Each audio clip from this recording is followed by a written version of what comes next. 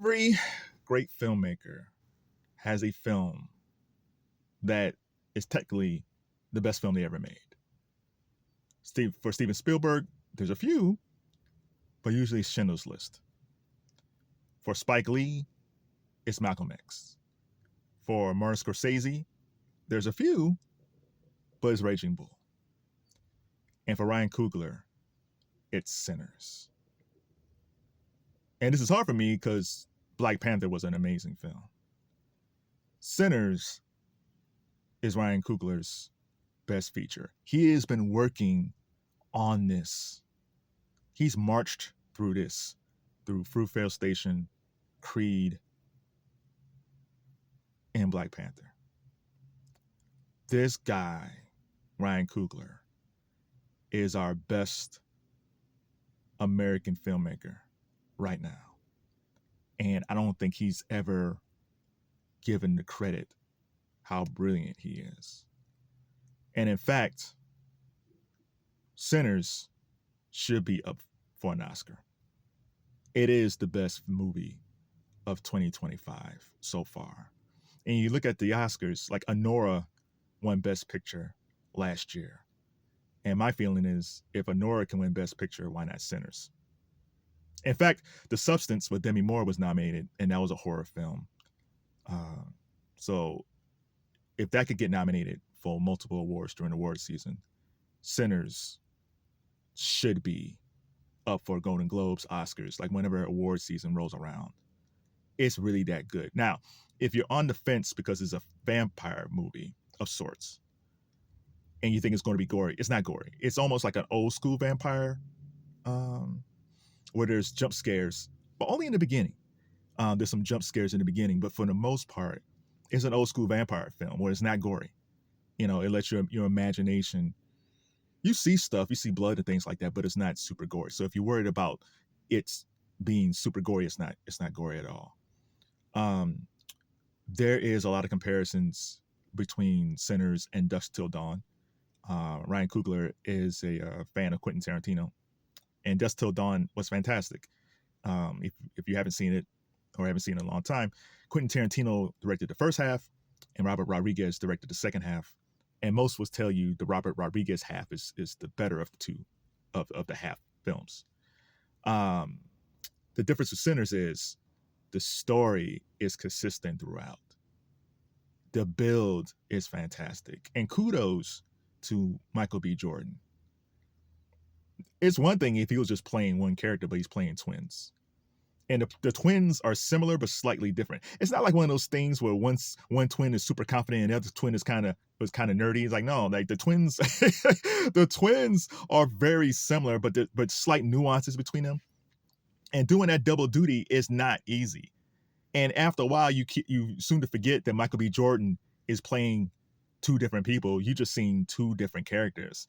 And I do think, I said this recently, like Michael B. Jordan, like in Black Panther, he was great as Killmonger, but Chadwick Boseman is just he's still dearly missed as an actor.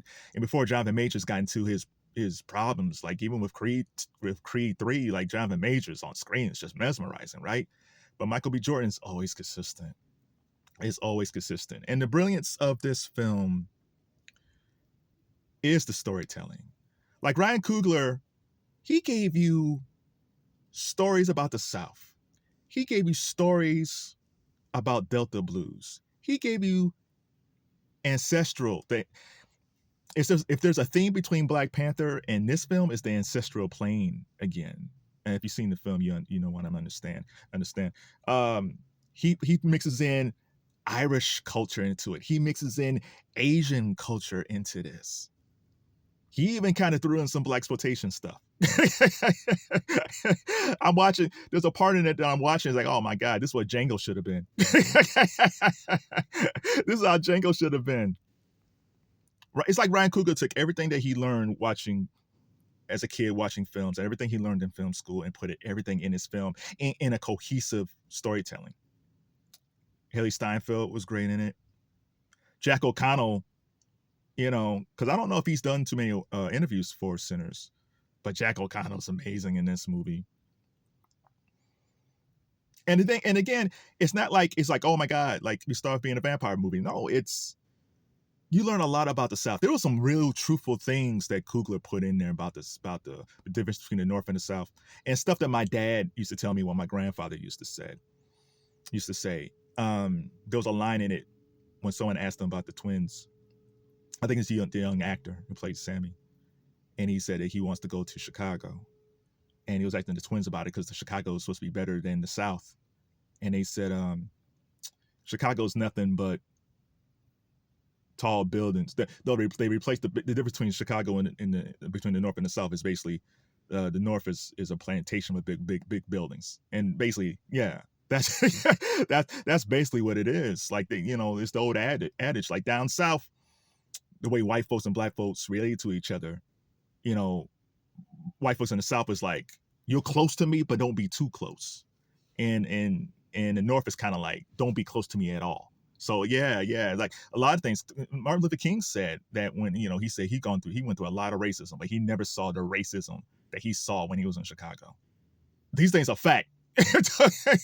These things are fact. King did say, Lee's like, it was bad down south, but up here, because the difference between the North and the South is, and you still see it today, people point to the South like, oh my God, they're so racist down there, without even looking at the racism that's in the North. So that's fantastic. The vampire scenes is fantastic. Like, it's almost like Coogler said, I want to scare people, but I don't want to be over the top with it. But you get what's going on. It's magnificent. It's perfectly cast. You know you know what I would like to see. I don't know if they're gonna do this. I would love to see a prequel with the twins in Chicago. The twins were from the South. I'm not revealing too much. They were born in the South. They went to Chicago and they came back.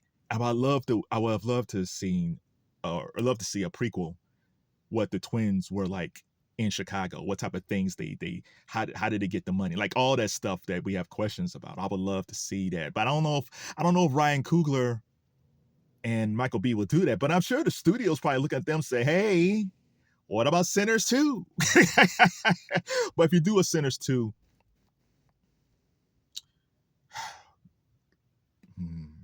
the only way you do a Sinners 2 is if you do a prequel, which would be non-vampire based,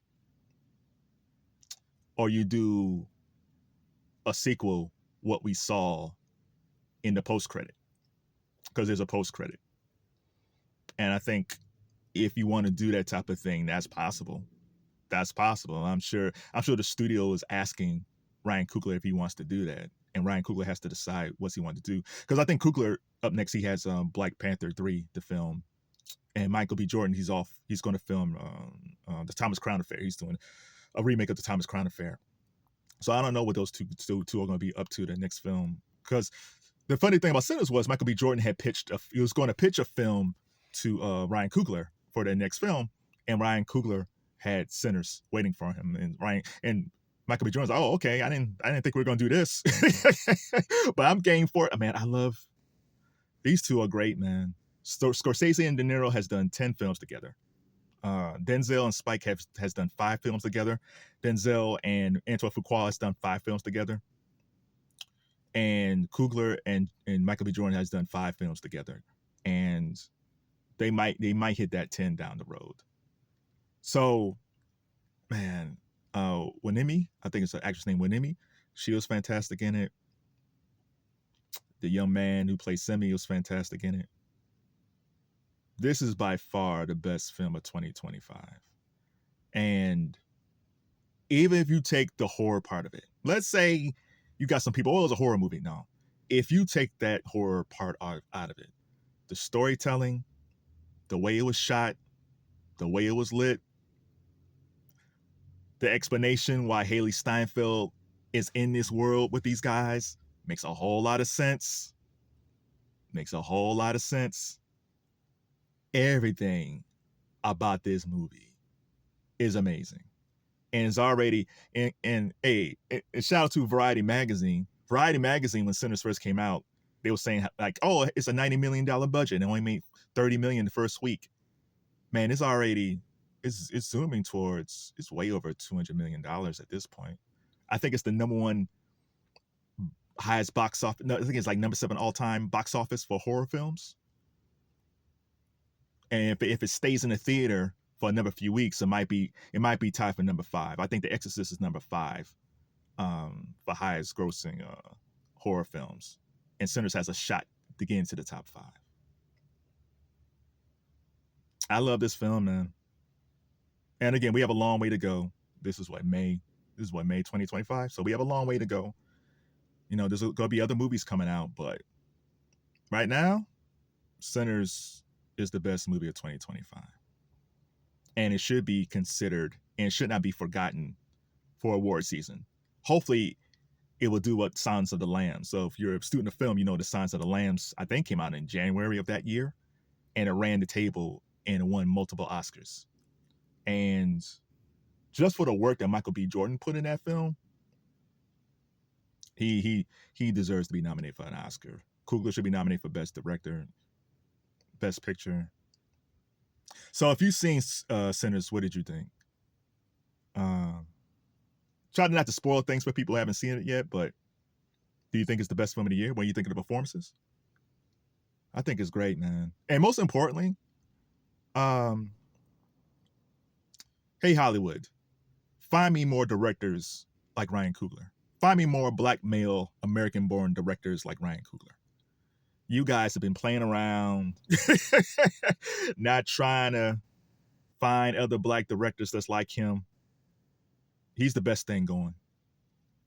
He's the best thing going for Black filmmakers. He's the best thing going when it comes to filmmakers overall.